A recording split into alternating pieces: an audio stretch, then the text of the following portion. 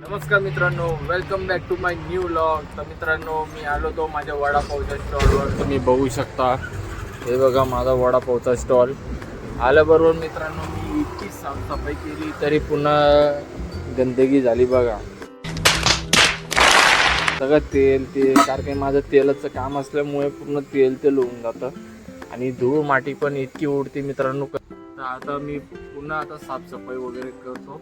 अरे बाबा, अरे देवा देवा देवा, मैं तो तेरे को हरामी समझता था, तू तो राम निकला रे, देव माणूस निकला.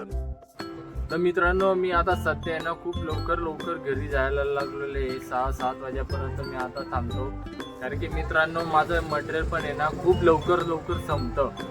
बघू शकता मी कितीही मटेरियल आणलं ना. बघा माझी चटणी संपली, बटाटे नाही आहे बनवायला, बेसन पीठ संपलं. बेसन पीठ आहे पण मटेरियल नाही तर काय करणार.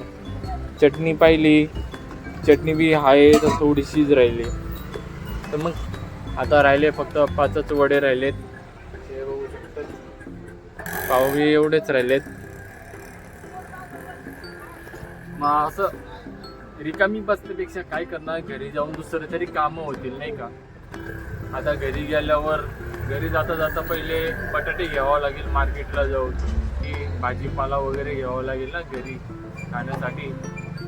इथे एकच लफडा असा आहे की ना, ज्यावेळेस आहे ना मटेरियल जास्ती असतं ना त्यावेळेस कोणीच येत नाही, आणि ज्यावेळेस मी कमी मटेरियल आणतो ना, तयार करतो ना, त्यावेळेस खूप कस्टमर असतात.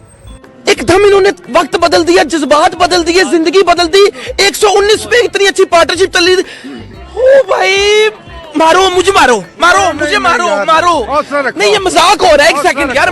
पण मला पण चांगलं वाटत नाही की कस्टमर परत रिटर्न गेलं पाहिजे. चांगलं नाही वाटत, पण काय करणार.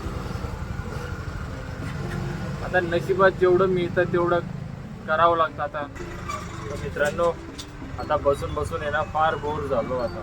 अरे कस्टमर नाही, इथं सर्व उलट आहे.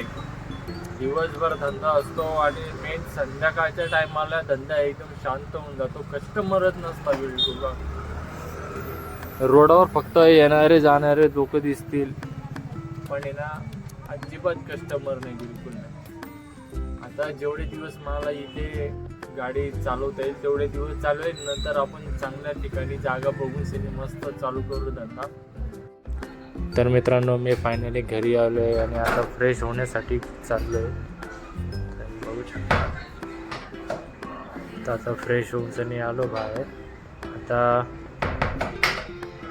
जेवायला काय केलेलं आहे ते बघूया आपण. ठीक आहे, चला. तर मित्रांनो, आता जेवणामध्ये आहे चपाती, फ्लॉवरची भाजी आणि मेथीची भाजी. तर तुम्ही बघू शकता. आणि हे आहे डोशाचं पीठ. आता चला डोसा बनवूया आपण आता, कारण की मला डोसा बनवण्याची पहिल्यापासून सवय आहे. मी हॉटेल लाईनमध्ये असल्यामुळे मला सर्व काही जमतं बनवता. तर बघू शकता, डोसा एकदम परफेक्टली गोल बनवला आहे मी. मस्त गरम डोसा खाण्यामध्ये जी मजा आहे ना, खरंच. तेल सोडल्यामुळे ना तवा गरम असला की डोसा ऑटोमॅटिक निघतो, तव्याला चिपकत नाही. आणि वरतून मी लाल मिरची पावडर टाकली. तिखट खाण्यामध्ये खरंच खूप मजा येते. आणि थोडासा टोमॅटो सॉस. ठीक आहे.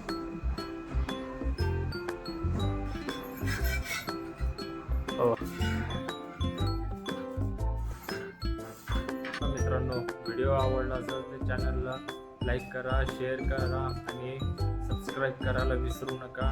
तर भेटूया आपण नेक्स्ट ब्लॉगमध्ये. चला, धन्यवाद.